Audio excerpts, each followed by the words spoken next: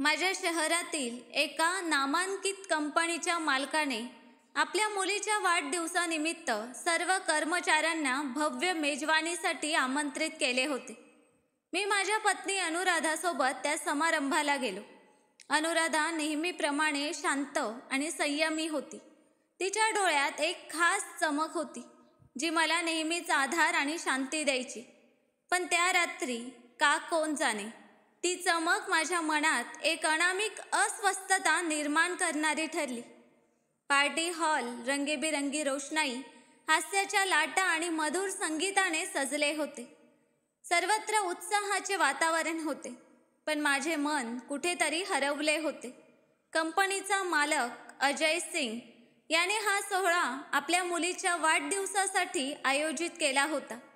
कर्मचारी आपल्या कुटुंबासह उपस्थित होते आणि मला वाटत होते की जणू आम्ही एखाद्या राजेशाही दरबारात उभे आहोत. अनुराधा माझ्या शेजारी शांतपणे उभी होती. ती नेहमीच अशीच असायची, लोकांच्या नजरेपासून अलिप्त, समारंभात मग्न न होणारी. पण त्या रात्री तिची ही शांतता मला वादळाची चाहूल वाटली. जेव्हा आम्ही जेवणाच्या टेबलाकडे निघालो तेव्हा माझ्या हृदयात एक विचित्र धडधड सुरू झाली. मी मागे वळून पाहिले तर अजय सिंग आमच्याकडे नाही, फक्त अनुराधाकडे टक लावून पाहत होता. त्याची नजर एखाद्या मौल्यवान वस्तूकडे पाहावी तशी होती. ती नजर स्त्रीकडे नव्हती तर एखाद्या अमूल्य संपत्तीकडे होती. त्याच्या डोळ्यातील चमक सामान्य नव्हती, त्यात काहीतरी भयावह होते. त्या क्षणी मी प्रथमच स्वतःला कमकुवत समजू लागलो. माझ्या मनात भीती दाटली. अजय सिंग फक्त कंपनीचा मालक नव्हता, तो एक प्रभावशाली व्यक्ती होता ज्याच्यासमोर सगळे नतमस्तक व्हायचे. चल तिकडे बसूया, अनुराधाने हलक्या आवाजात सांगितले. तिने कदाचित माझ्या चेहऱ्यावरील भाव ओळखले असावेत. मी होकार दिला, पण माझी नजर अजयवर स्थिर होती. तो दूर बसून अनुराधाला आपल्या नजरेत कैद करत होता. माझ्या मनावर एक दडपण आले. घरी परतल्यानंतर अनुराधा झोपली, पण माझ्या डोळ्यात झोप नव्हती. अजय सिंगची ती नजर, त्याचे स्मित हास्य आणि त्याच्या चेहऱ्यावरील भाव माझ्या डोळ्यांसमोरून हटत नव्हते. सकाळी ऑफिसला पोहोचताच त्याच्या पीएने सांगितले की विकास, अजय सरांनी तुम्हाला बोलावले आहे. माझे पाय थरथरले, हृदय जोरजोरात धडधडू लागले.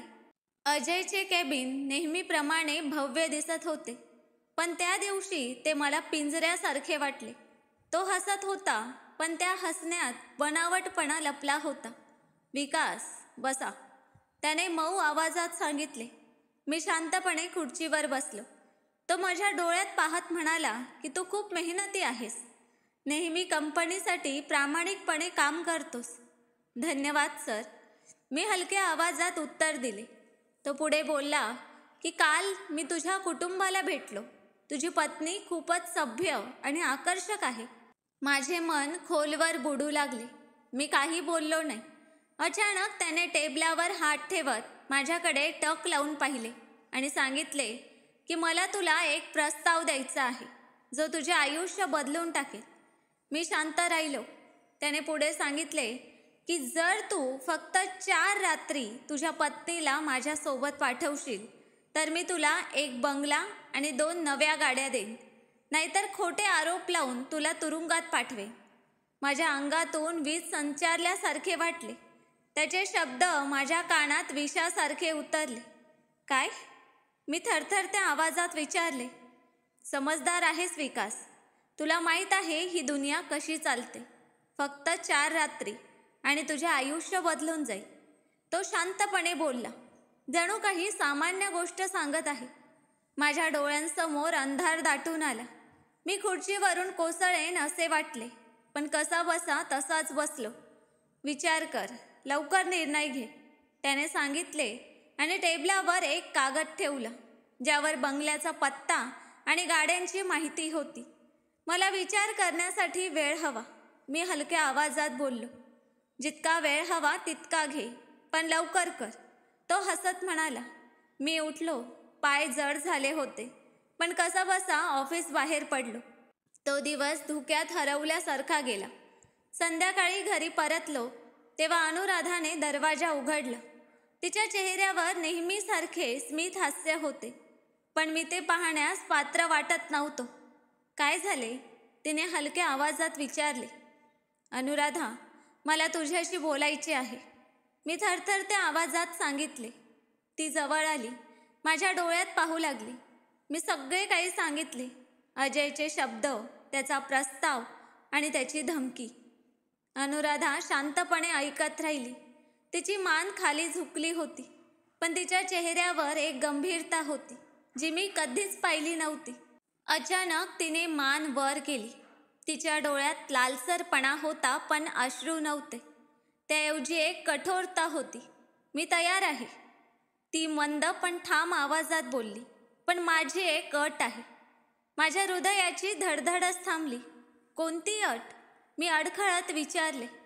अनुराधाने दीर्घ श्वास घेतला आणि सांगितले की मी त्या राक्षसाचा व्हिडिओ काढेन, प्रत्येक क्षणाचा, प्रत्येक हालचालीचा, ज्यामुळे सत्य जगासमोर येईल. मी स्तब्ध झालो. मला वाटले होते कदाचित ती माझ्याशी बोलणे बंद करेल, मला सोडून जाईल किंवा रागवेल. पण तिने दाखवलेला निर्धार माझ्या कल्पनेपलीकडचा होता. त्या क्षणी ती स्त्री जी नेहमी प्रार्थनेसाठी हात जोडायची, आता लढण्यासाठी मुठी बांधून तयार झाली होती. हे खूप धोक्याचे आहे अनुराधा, मी काळजीने सांगितले. अजय सिंग साधा माणूस नाही, त्याच्याकडे पैसा, ताकद सगळं आहे. ती मध्येच बोलली की विकास, आपण आधीच स्वाभिमानाने जगत आहोत, तरीही तो आपल्याला ब्लॅकमेल करतोय. जर आपण शांत बसलो तर तो आणखी पुढे जाईल. कोणीतरी त्याच्या विरोधात उभे राहायलाच हवे, आणि मी ते करणार आहे. त्या रात्री आम्ही एक योजना आखली. मी माझा जुना कॅमेरा बाहेर काढला, जो आम्ही मुलीच्या वाढदिवसासाठी घेतला होता. अनुराधाने तिच्या भावाला निखिलला संपर्क केला. तो मीडियासाठी रिपोर्ट तयार करायचा आणि विश्वासू होता. निखिलने सांगितले की व्हिडिओचा पुरावा तेव्हाच ग्राह्य धरला जाईल जेव्हा त्यात जबरदस्ती किंवा चुकीचा हेतू स्पष्ट दिसेल. आम्ही बाजारातून एक छोटा कॅमेरा खरेदी केला, जो अनुराधाने तिच्या ओढणीवर लावला. तिने बॅगेत पॉवर बँक जोडलेला मोबाईल ठेवला, जो बॅकअप रेकॉर्डिंगसाठी होता. सर्व तांत्रिक तपशील निखिलने तपासले. फक्त मन मजबूत ठेवा, तो म्हणाला. हे पाऊल तुम्हाला उद्ध्वस्त करू शकते किंवा अनेकांना वाचवू शकते. दुसऱ्या दिवशी अनुराधाने कंपनीतील 3 महिलांशी गुप्तपणे संपर्क साधला, ज्यांच्याबद्दल यापूर्वी काही अफवा होत्या. सुरुवातीला त्यांनी टाळाटाळ केली, पण एका मुलीने, स्वातीने, मान्य केले की तिला अजयच्या वागण्याचा त्रास झाला आहे. अनुराधाने तिला सांगितले की मी काहीतरी करणार आहे. जर तू धैर्य दाखवलेस तर आपण खूप काही बदलू शकतो. स्वाती म्हणाली की जर तू खरंच काही करणार असशील तर मी साक्षीदार बनेन. हे छोटेसे आश्वासन अनुराधासाठी आशेचा किरण बनले. तिचा निर्धार आता दृढ झाला होता. सकाळी मी ऑफिसला लवकर पोहोचलो. अजयच्या ऑफिसचे वातावरण नेहमीच दबदबा निर्माण करणारे असायचे, पण त्या दिवशी माझे पाय जड झाले होते. दरवाजाबाहेर उभे राहून मी विचार करत होतो की खरंच मी हे करणार आहे का. रात्री अनुराधाची सर्व तयारी पूर्ण झाली होती. कॅमेरा तपासला होता, मोबाईल पॉवर बँकला जोडला होता. तिचे शब्द माझ्या कानात घुमत होते की जर आपण हे पाऊल उचलले नाही तर उद्या आपल्या मुलीलाही हे भोगावे लागेल. मी दरवाजा ठोठावला. या. अजयचा आवाज आला. तो सोफ्यावर बसला होता. त्याच्या चेहऱ्यावर शिकाऱ्यासारखी शांतता होती. मी नमस्कार करून खुर्चीवर बसलो. काय ठरवलं? त्याने विचारलं. आम्ही तयार आहोत, मी हलक्या आवाजात सांगितले.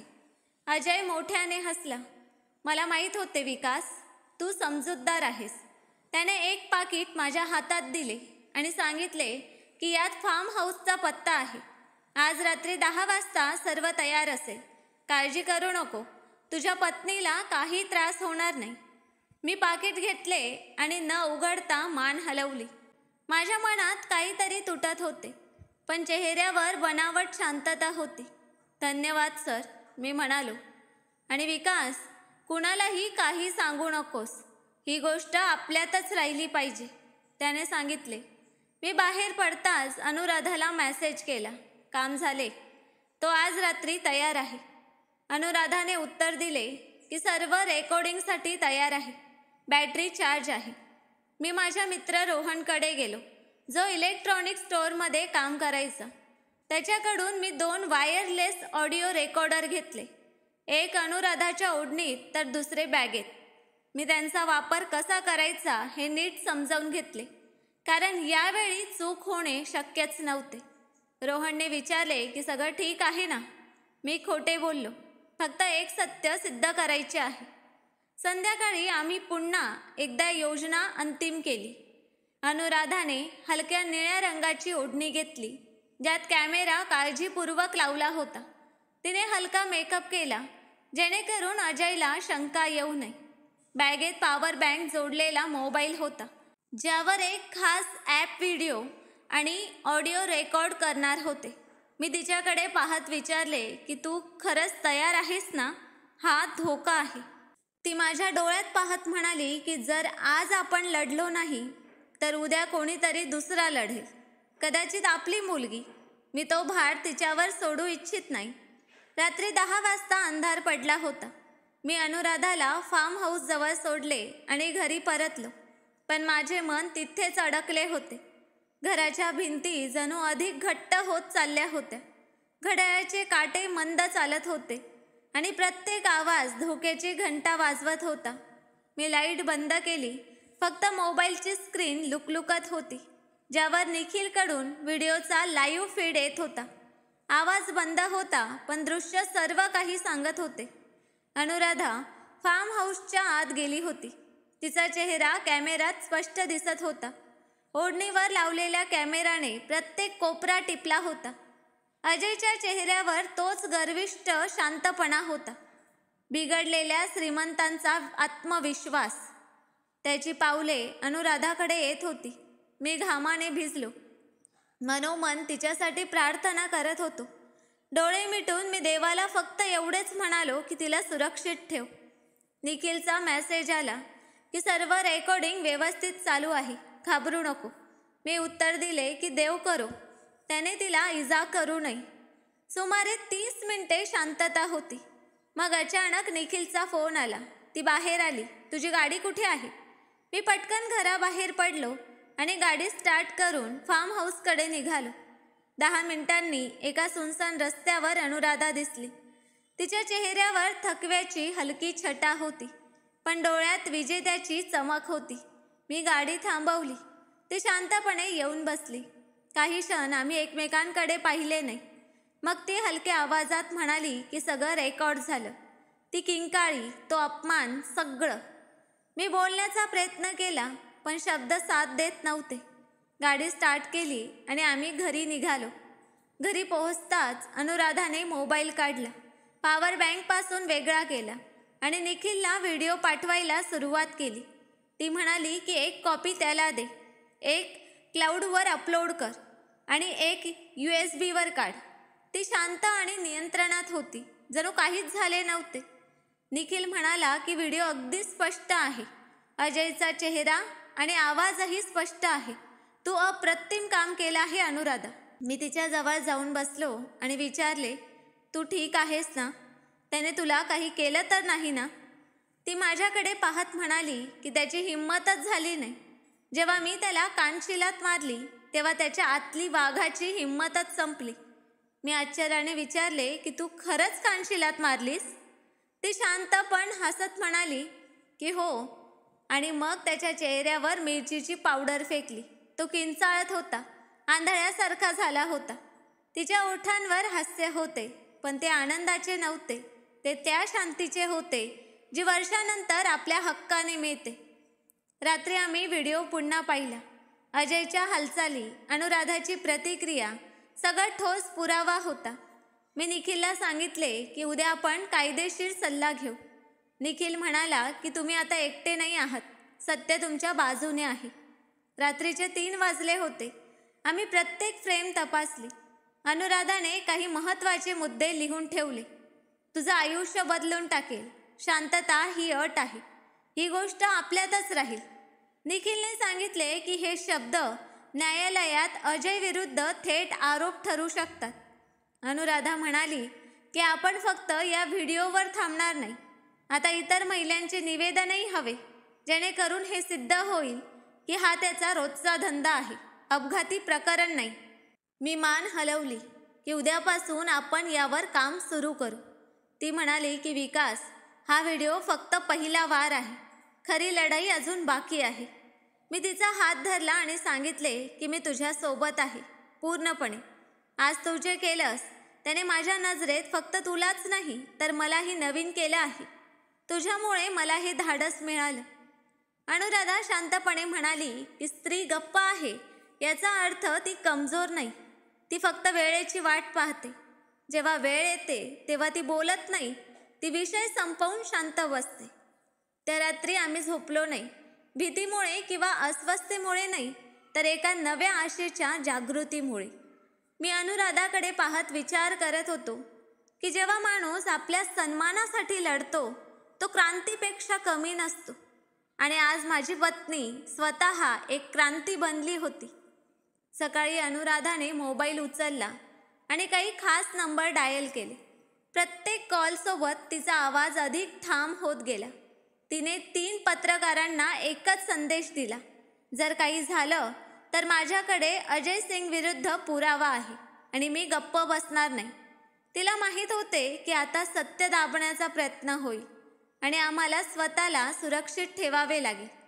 मी बाजूला बसून हे सगळं ऐकत होतो आणि विचार करत होतो की ही तीच स्त्री आहे जिला मी वर्षानुवर्ष फक्त पत्नीच्या नजरेतून पाहिलं, पण आज ती योद्धापेक्षा कमी नाही. आम्ही व्हिडिओचे 3 बॅकअप बनवले.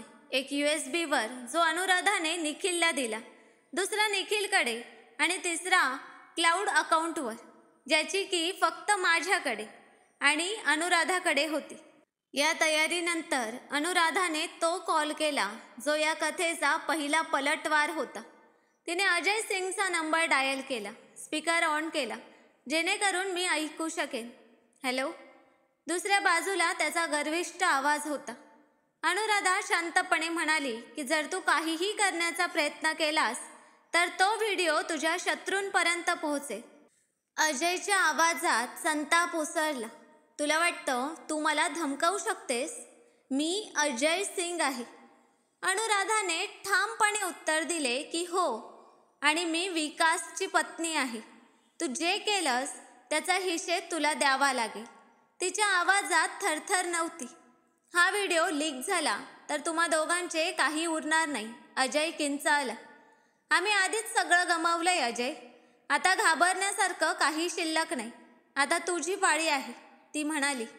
अजयने फोन कट केला. त्या क्षणानंतर आम्हाला समजले की तो शांत बसणार नाही. तो कधीही काहीही करू शकतो. दुसऱ्या दिवशी सकाळी निखिलने सल्ला दिला की तुम्ही आता पोलीस संरक्षणासाठी अर्ज करा किंवा किमान कायदेशीर नोटीस तयार करा, जेणेकरून अजयला समजेल की तुम्ही गंभीर आहात. आम्ही एका वकिलाला भेटलो जो महिलांच्या हक्कांसाठी काम करायचा. त्याने व्हिडिओ पाहिला आणि सांगितले की ही केस मीडियात गेली तर अजय सिंगचे करिअर संपेल, पण तुम्हाला सावध राहावे लागेल. त्याच्या सल्ल्याने आम्ही एक प्री लीगल नोटीस तयार केली, ज्यात स्पष्ट लिहिले होते की जर मला किंवा अनुराधाला धमकी किंवा हानी पोहोचवण्याचा प्रयत्न झाला तर व्हिडिओ सार्वजनिक होईल. नोटीस अजयच्या कंपनीच्या हेड ऑफिसला कुरिअर केली. कंपनीत विचित्र कुजबूज सुरू झाली. 2 वरिष्ठ अधिकाऱ्यांनी मला एकट्यात बोलावले आणि विचित्र नजरेने पाहत म्हणाले की तुझी पत्नी काहीशी जास्तच धाडसी दिसते. मी त्यांच्या बोलण्याकडे दुर्लक्ष केले, कारण अनुराधाने आधीच सांगितले होते की आपण तोंड बंद ठेवायचं जोपर्यंत सुरक्षिततेची हमी मिळत नाही. 2 दिवसांनी एका अनोळखी नंबरवरून कॉल आला. तो अजयचा माणूस होता. तो म्हणाला की साहेब, तुम्हाला समजवायचं आहे, जर हा व्हिडिओ कोणी पाहिला तर तुमच्या मुलीचं शिक्षण, तुमची नोकरी सगळं संपेल. अनुराधाने तो कॉलही रेकॉर्ड केला आणि ती रेकॉर्डिंग ताबडतोब वकिलाकडे पाठवली. त्याने सांगितले की आता पोलिसात तक्रार करावीच लागेल, कारण ही थेट धमकी आहे. पोलीस ठाण्यात जाणे सोपे नव्हते. आम्ही प्रत्येक रस्त्यावर लक्ष ठेवले, प्रत्येक नंबर तपासला. पोलिसांनी व्हिडिओचा एक भाग पाहून सांगितले की हा गंभीर मामला आहे, आम्ही केस दाखल करतो.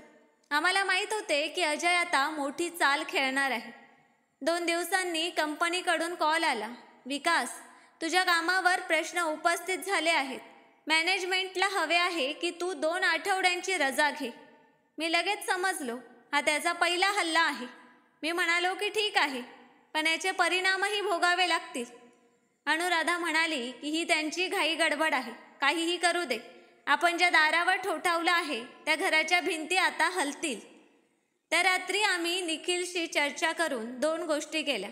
पहिली, पत्रकारांना संपूर्ण व्हिडिओ दिला, जेणेकरून वेळ आल्यावर रिपोर्टिंग तयार असेल. दुसरी, अनुराधाने एक व्हिडिओ स्टेटमेंट रेकॉर्ड केले, ज्यात तिने पूर्ण कहाणी स्पष्टपणे सांगितली. ते आम्ही 5 विश्वासू लोकांना पाठवले, जेणेकरून आमच्या बाबतीत काही झाल्यास ते स्टेटमेंट आपोआप सार्वजनिक होईल. अनुराधा म्हणाली की आता ही लढाई फक्त आपल्यासाठी नाही, त्या सगळ्यांसाठी आहे ज्यांना गप्प बसवल्या गेले. तिच्या डोळ्यात आता फक्त प्रकाश नव्हता तर ज्वाला होती. ती ज्वाला फक्त आमच्यासाठी नाही तर संपूर्ण व्यवस्थेसाठी धोका बनली होती. अजयला वाटले होते की तो सगळं विकत घेऊ शकतो, पण कदाचित पहिल्यांदाच त्याला आपल्या साम्राज्याचे खांब हलताना जाणवत होते. दुपारी त्याने आम्हाला औपचारिक मीटिंगसाठी बोलवले. आम्हाला आश्चर्य आणि कुतूहल वाटले. अनुराधा म्हणाली की ही त्याची शेवटची चाल असू शकते, सावध राहू. आम्ही तयार होऊन गेलो. अजयने यावेळी वातावरण वेगळे ठेवले होते. ना रोप, ना टोमणे, ना राग. तो मवाळ समजूतदार बिझनेसमॅनच्या रूपात समोर आला. त्याने आम्हाला कॉन्फरन्स रूममध्ये बसवले. टेबलावर 2 फायली ठेवल्या होत्या, चहा पाणी आणि हलके स्मित हास्य. त्याने चहासाठी विचारले तेव्हा अनुराधा शांतपणे म्हणाली की आम्ही चहा प्यायला आलो नाही, सध्याचा निकाल सांगायला आलो आहोत. मी तिच्याकडे पाहिले, मग टेबलावरील कागदांकडे. अजयने हात पुढे करत सांगितले की विकास, अनुराधा, जे काही झालं ते चुकीचं होतं, मी मान्य करतो. पण आता आपल्याला एकत्र तोडगा काढायला हवा. तोडगा? मी प्रथम बोललो. तो म्हणाला की हो, तोडगा. तुम्ही तो व्हिडिओ नष्ट करा विकास. मी तुम्हाला कंपनीचा मॅनेजर बनवेन. 1 फ्लॅट, 1 गाडी, वार्षिक बोनस देईन. अनुराधा, तू एक फाउंडेशन चालवशील, ज्याला मी फंड देईन. अनुराधा शांतपणे ऐकत राहिली. मग हलक्या आवाजात म्हणाली की म्हणजे तुला हवे आहे की आम्ही न्यायाचा सौदा करावा आणि तुझे अन्याय फायलीत बंद राहावेत? नाही, ही एक नवीन सुरुवात होऊ शकते. तुम्ही जिंकलात, मी मान्य करतो, पण माझं सगळं उद्ध्वस्त करून तुम्हाला काय मिळेल? तो म्हणाला. मी एक क्षण थांबलो. मनात अनेक गोष्टी आल्या.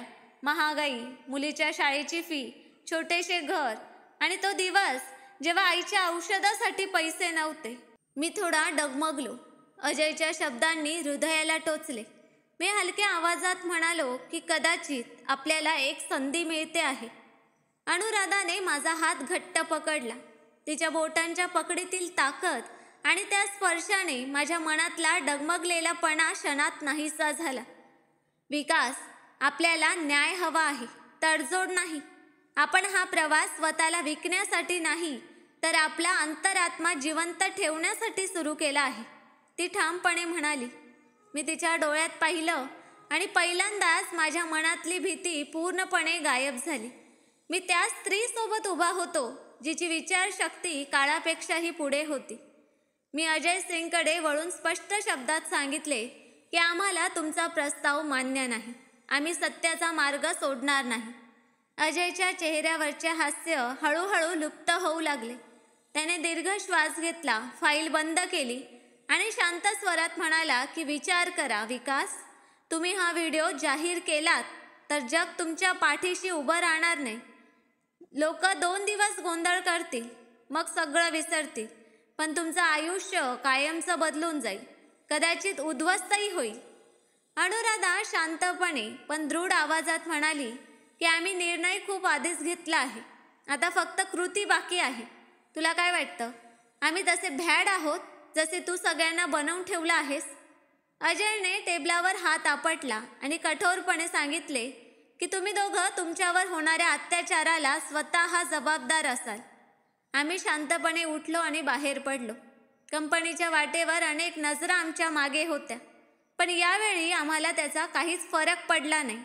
बाहेर आल्यावर आम्ही एकमेकांकडे पाहिलं. अनुराधा म्हणाली की याने स्वतः मान्य केलं की तो हरला आहे. आता फक्त कायद्याच्या दारावर ठोठावण्याची वेळ आहे. दुसऱ्या दिवशी आम्ही कायदेशीर केस दाखल करण्यासाठी सर्व आवश्यक पावले उचलली. वकिलाने व्हिडिओ पुरावा म्हणून सील केला. सर्व फोन कॉल्स, मेसेजेस आणि अजयच्या ऑफिसच्या भेटींच्या नोंदी सामील केल्या. आम्ही FIR दाखल केली आणि प्रसार माध्यमांना एक संक्षिप्त निवेदन पाठवले. आम्ही अजय सिंग विरुद्ध केस दाखल केली आहे. आमच्याकडे असे पुरावे आहेत जे कोणीही खोटे ठरवू शकत नाही. निखिलने सांगितले की एक न्यूज चॅनल हा व्हिडिओ प्रसारित करण्यास तयार आहे, पण त्यांची अट होती की कायदेशीर कारवाई सुरू झालेली असावी. अनुराधा म्हणाली की जशी आमची FIR नोंदली जाईल तो दिवस न्यूज चॅनलवर आमचा असेल. 5 दिवसात कंपनीत मोठ्या हालचाली सुरू झाल्या. HRने आम्हाला 2 नोटिसा पाठवल्या. पहिल्या नोटिसीत लिहिलं होतं की आमच्या कृतींमुळे कंपनीची प्रतिष्ठा बिघडत आहे. दुसऱ्या नोटिसीत लिहिलं होतं की चौकशी सुरू झाली आहे. आम्ही त्या नोटिसाही वकिलाकडे दिल्या. त्याने सांगितलं की हे सगळं तुम्हाला दबावाखाली आणण्यासाठी आहे. घाबरू नका, मागे हटू नका. त्या संध्याकाळी मी अनुराधासोबत चहा पिताना म्हणालो की जेव्हा तू माझा हात धरलास तो माझ्या आयुष्यातला सर्वात मौल्यवान क्षण होता. तू मला माझ्यापेक्षा चांगलं ओळखलंस आणि मी तुझ्या विश्वासात माझं सत्य शोधलं. अनुराधा हसली आणि म्हणाली की जेव्हा मनात सत्य असतं तेव्हा सगळी दुनिया खोटी वाटते. आणि तू विकास, आता तो सत्य बोलणारा झाला आहेस जो आधी फक्त ऐकत होता. आम्हाला समजले होते की खरी लढाई आत्ता सुरू झाली आहे. आता तडजोड होणार नव्हती, फक्त कायदा आणि सत्य बाकी होते. अजय सिंगने शेवटची धडपड केली, पण तो अपयशी ठरला. आम्ही ठरवले होते की ना वाकायचे ना विकायचे. अनुराधाने एक नवीन मोहीम सुरू केली. ती म्हणाली की ही लढाई फक्त आपली नाही, त्या सगळ्यांची आहे जे गप्प आहेत. ती कंपनीतील इतर महिला कर्मचाऱ्यांशी बोलू लागली. तिची पद्धत आक्रमक किंवा भावनिक नव्हती. ती शांत ताकदीसारखी प्रत्येक महिलेकडे जाऊन म्हणायची की जर तुम्ही काही सहन केलं असेल तर तुम्ही एकट्या नाही आहात. पहिली भेट तिने स्वातीची घेतली, जी कंपनीच्या फ्रंट डेस्कवर काम करायची. कॅन्टीनमध्ये बसून अनुराधाने हलक्या आवाजात विचारले की स्वाती, अजय सिंगने तुला कधी असं काही जाणवून दिलं आहे का जे नेहमीसारखं नव्हतं? स्वाती काही क्षण गप्प राहिली. मग तिच्या डोळ्यात पाणी दाटले आणि ती म्हणाली की मॅडम, त्याने अनेकदा इशारे केले, चहाच्या बहाण्याने बोलावलं आणि जेव्हा मी नकार द्यायचे तेव्हा तो माझी ट्रान्सफर नाईट शिफ्टमध्ये करायचा. अनुराधाने तिचे बोलणे नीट ऐकले आणि सांगितले की जर तू इच्छित असशील तर तुझे विधान गोपनीय ठेवले जाईल, पण जर तुझा आवाज सामील झाला तर ही केस नाही तर एक मिसाईल बनेल. स्वातीने संकोचाने होकार दिला आणि दुसऱ्या दिवशी निखिल समोर आपले विधान रेकॉर्ड केले. यानंतर अनुराधा दीपालीशी बोलली, जी अकाउंट डिपार्टमेंटमध्ये होती. दीपाली समजूतदार आणि जुन्या कर्मचाऱ्यांपैकी एक होती. सुरुवातीला तिने नकार दिला की मला काही आठवत नाही, पण जेव्हा अनुराधाने निखिलकडून तयार केलेल्या इतर साक्षीदारांच्या माहितीचे वर्णन तिला सांगितले तेव्हा दीपालीचा चेहरा बदलला. ती म्हणाली की मला वाटलं होतं हे फक्त माझ्याच बरोबर घडलं आहे. त्याने एकदा प्रमोशनसाठी बोलावलं आणि सांगितलं की कामापेक्षा चेहऱ्यावरचं स्मित हास्य महत्त्वाचं आहे. त्या बोलण्यात वर्षानुवर्षाचं दडलेलं दुःख उतरलं. आम्ही दीपालीचेही विधान रेकॉर्ड केले. यानंतर जणू दारे उघडू लागली. 3, मग 5, मग 7 आणि नंतर 10 महिलांनी आपापली विधाने लिहिली. प्रत्येकाची कहाणी वेगळी होती, पण पात्र एकच, अजय सिंग. कोणी त्याच्या हाताच्या स्पर्शाने त्रस्त होते, कोणी त्याच्या नजरेने, तर कोणी त्याच्या धमक्यांनी, ज्या प्रमोशनच्या बदल्यात मिळायच्या. मी रोज ऑफिसला जायचो आणि अनुराधा संध्याकाळी या महिलांना भेटायची. तिचा अंदाज कधीच पीडितेसारखा नव्हता, तर एका दृढ नेत्यासारखा होता.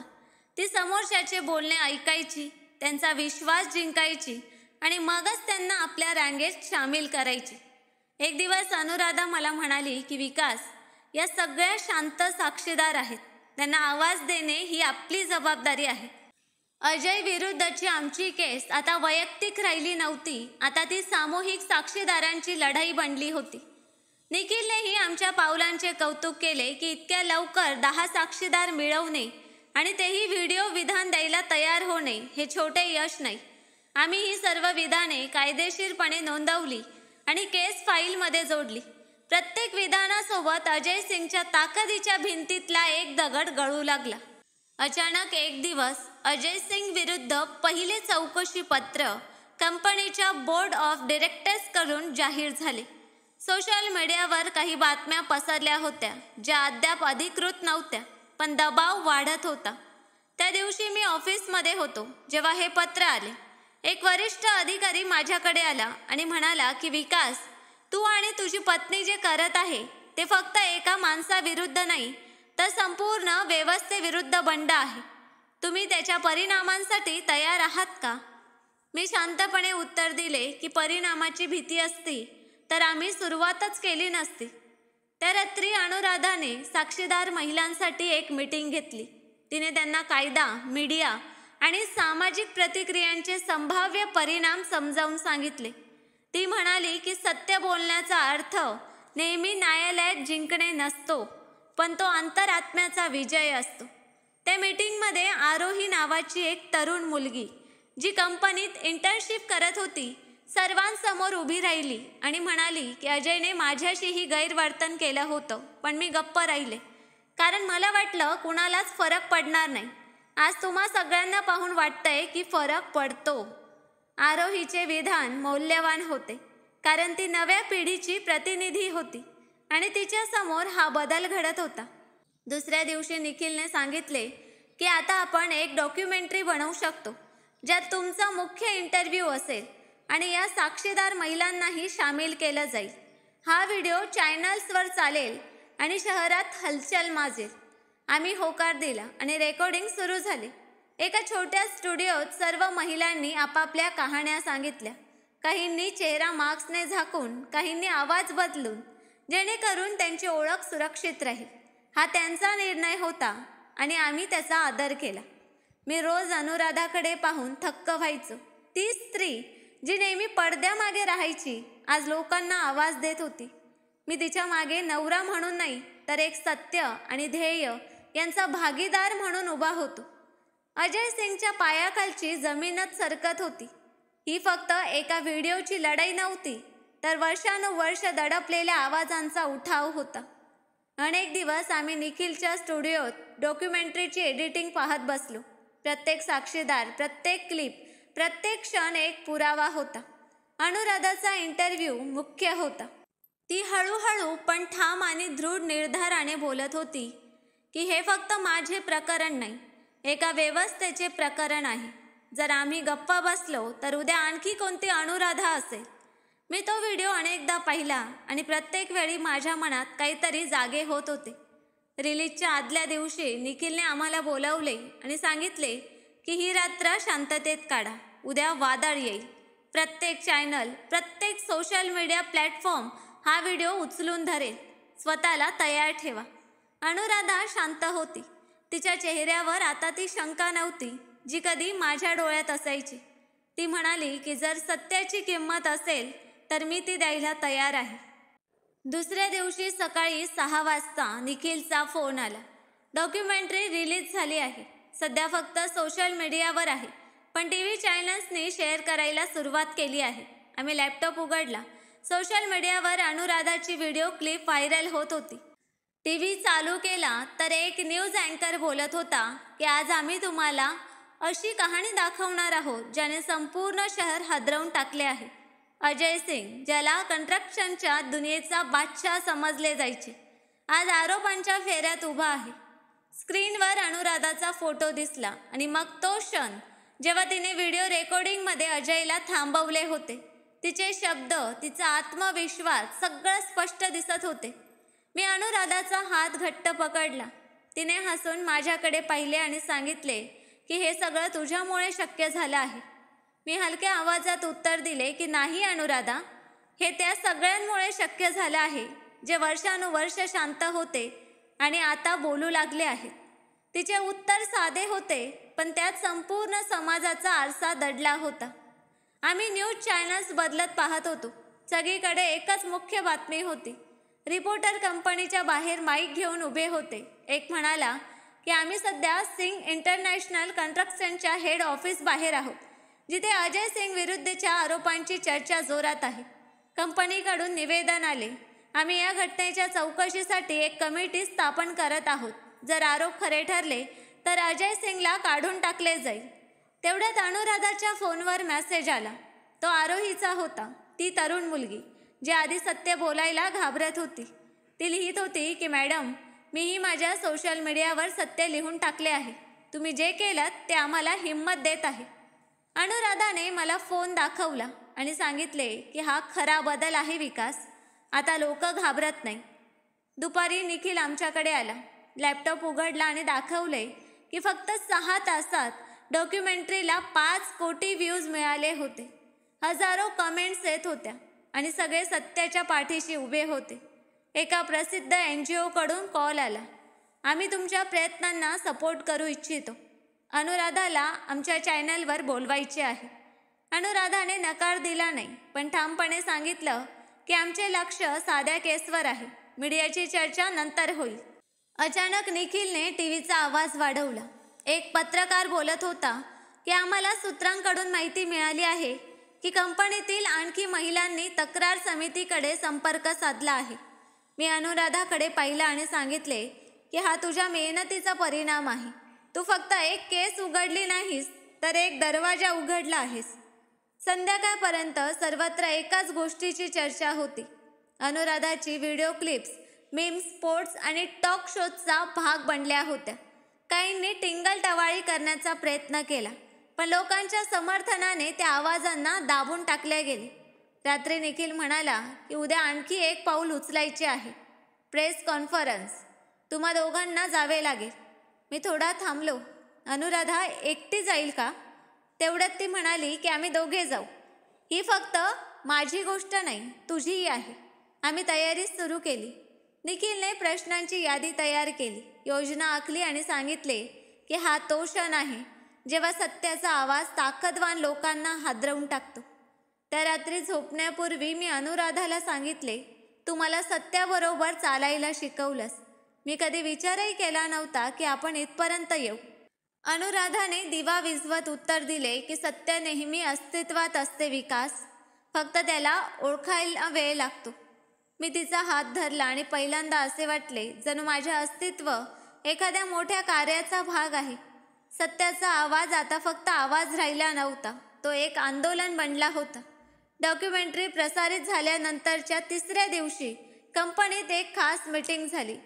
अनुराधाला समजले होते की भागधारकांमध्ये अस्वस्थता वाढत आहे आणि कठोर निर्णयावर चर्चा सुरू झाली आहे. संध्याकाळी निखिलने एका इन्व्हेस्टर मार्फत बातमी दिली की आज बोर्ड मीटिंगमध्ये निर्णय होणार आहे आणि पूर्ण शक्यता आहे की अजय सिंगला निलंबित केले जाईल. आम्ही शांतपणे ही बातमी ऐकली. अनुराधाने आनंद व्यक्त केला नाही, फक्त एवढेच सांगितले की तो हटला तरी सगळं बदलणार नाही. ही फबंदित पायरी आहे. दुसऱ्या दिवशी सकाळी 8:30 वाजता कंपनीतर्फे अधिकृत निवेदन प्रसिद्ध झाले. सिंग इंटरनॅशनल कन्स्ट्रक्शनने अजय सिंगला तात्पुरत्या स्वरूपात पदावरून निलंबित केले आहे, जोपर्यंत अंतर्गत चौकशी पूर्ण होत नाही. ही बातमी TV आणि सोशल मीडियावर वणव्यासारखी पसरली. सर्व न्यूज चॅनल्सनी ती मोठी बातमी म्हणून दाखवली. काही तासात पोलिसांनी कंपनीच्या हेड ऑफिसला पोहोचून अजयच्या कॅबिनला सील केले. आम्ही टीव्हीवर हा नजारा पाहत होतो. रिपोर्टर बाहेर उभे राहून विचारत होते की सिंग इंटरनॅशनल सारख्या संस्थेत खरंच एवढं काही घडत होतं आणि कोणालाच काही माहिती नव्हते का? पोलीस चौकशी सुरू झाली. 2 दिवसात 3 महिलांनी वेगवेगळ्या ठाण्यात FIR दाखल केल्या. त्यात स्वाती होती, जिने धैर्य दाखवत फक्त साक्षच दिली नाही तर स्वतःचे नावही जाहीर केले. दीपालीने गोपनीय स्वरूपात आपला जबाब नोंदवला आणि उरलेल्या 2 महिलांनी न्यायालयीन अधिकाऱ्यांसमोर जबाब दिले. अजय सिंग, जो कालपर्यंत मीडियावर आपल्या यशाच्या कहाण्या सांगत होता, आज न्यायालयात हजर होताना चेहरा झाकून उभा होता. रिपोर्टर ओरडत होते की सर, तुम्ही निर्दोष आहात का? खरंच तुम्ही महिलांना त्रास दिला होता का? पण तो मान खाली घालून गप्प राहिला. न्यायालयाने त्याला 4 दिवसांसाठी पोलीस कोठडीत पाठवले. या घटनेनंतर आमच्या घरासमोर शेजाऱ्यांच्या नजरा बदलल्या. जिथे आधी लोक नजर चुकवायचे, तिथे आता आदराने अनुराधाला नमस्कार करायला येऊ लागले. प्रत्येकजण म्हणायचा की मॅडम, तुमच्यासारखी धाडसी बाई मी आजवर पाहिली नाही. पण अनुराधा कोणालाही काही न बोलता फक्त स्मित हास्य करायची.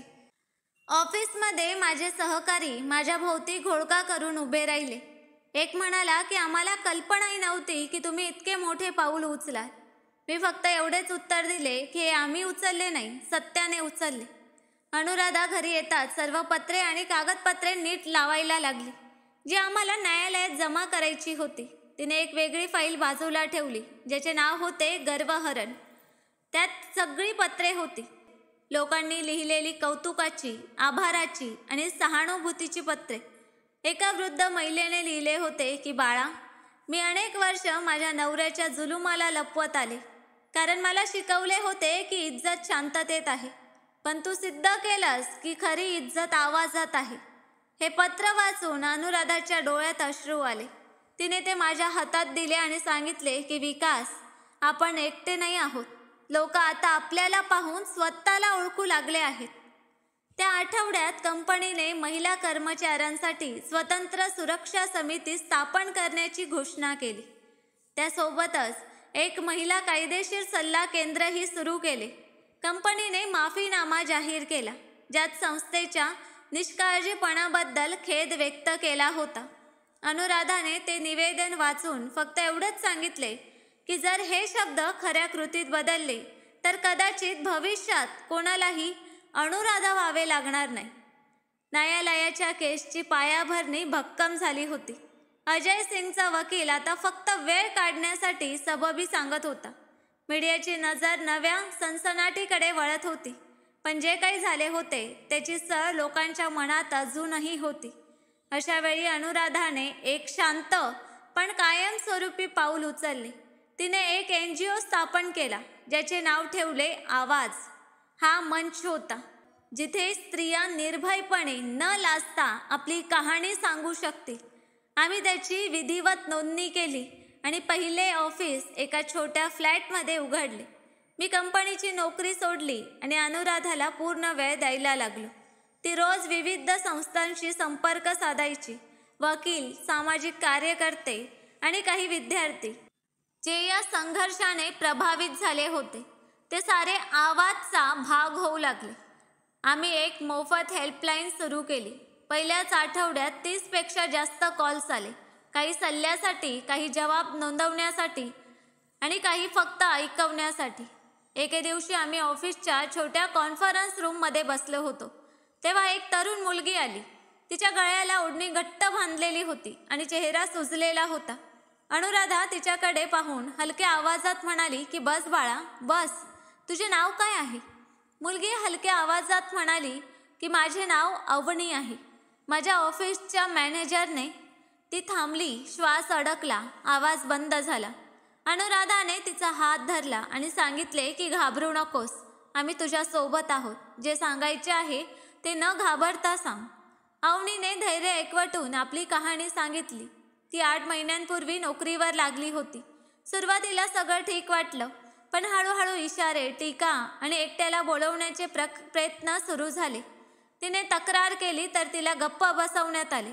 नंतर तिच्या विरुद्ध वाईट रिव्ह्यू दाखल केला गेला. अनुराधाने तिची संपूर्ण गोष्ट रेकॉर्ड केली. तिची वकिलांशी भेट घडवली आणि सांगितले की आम्ही तुझी ओळख सुरक्षित ठेवू, तू आता एकटी नाहीस. अवनीच्या डोळ्यात पाणी आले. ती म्हणाली की मी तुमची कहाणी टीव्हीवर ऐकली होती. माझी आई म्हणाली होती की ही ती स्त्री आहे जिने सगळ्यांसाठी आवाज उठवला. तुम्ही खरंच ग्रेट आहात. मी दाराजवळ उभा होतो आणि हे सगळं पाहत होतो.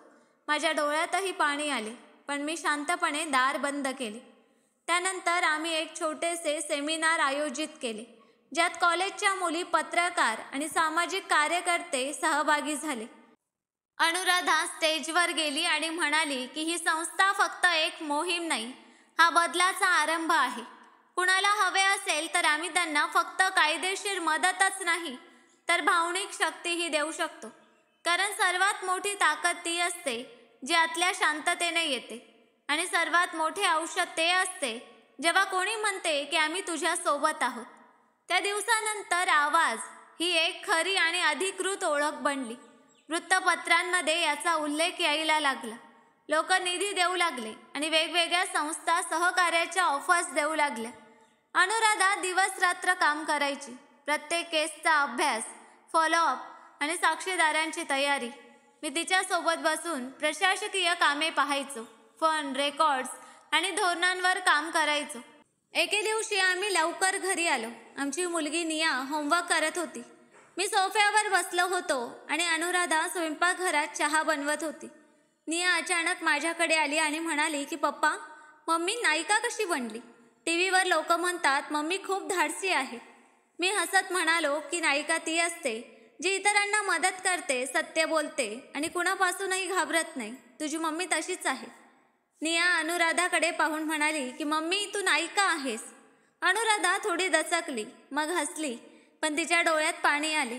मी चहाचा घोट घेत म्हणालो की खरी नायिका ती असते जी फक्त शत्रूशीच नाही तर स्वतःशीही लढते आणि जिंकते. तू मला शिकवलंस की हरण्यापेक्षा लढणे महत्त्वाचे आहे. अनुराधा माझ्याकडे पाहत राहिली आणि आम्ही दोघे शांत बसलो. बरेच काही सांगितले गेले होते आणि उरलेले सगळे शांततेत दडून गेले. त्या रात्री आम्ही छतावर बसलो. मी आकाशाकडे पाहत म्हणालो की सत्याची लढाई कदाचित कधीच संपत नाही, पण जे त्या मार्गावर चालतात त्यांना स्वतःच्या आतला माणूस सापडतो. अनुराधा म्हणाली की जर सत्य वेदनेशी जोडलेले असेल तर ते फक्त तर्क राहत नाही तर क्रांती बनते. आता आम्ही फक्त एक कुटुंब नव्हतो तर एका मिशनचा भाग झालो होतो. अनुराधाने तो मार्ग निवडला होता ज्यावर पावलांचे ठसे फारसे नव्हते आणि मी अभिमानाने सांगतो त्यावेळी मी तिच्या मागे नाही तर तिच्या बरोबरीने चालत होतो. कदाचित हाच तो क्षण होता जेव्हा मला प्रेमाचा खरा अर्थ समजला, जो फक्त साथ देण्याचा नाही तर उद्दिष्टात सहभागी होण्याचा आहे. तर मित्रांनो, तुम्हाला ही कथा कशी वाटली ते नक्की कमेंट्समध्ये सांगा. कथा आवडली असेल तर लाईक करा आणि मित्रांसोबत शेअर करा. भेटूया अशाच नव्या कथांसह. धन्यवाद.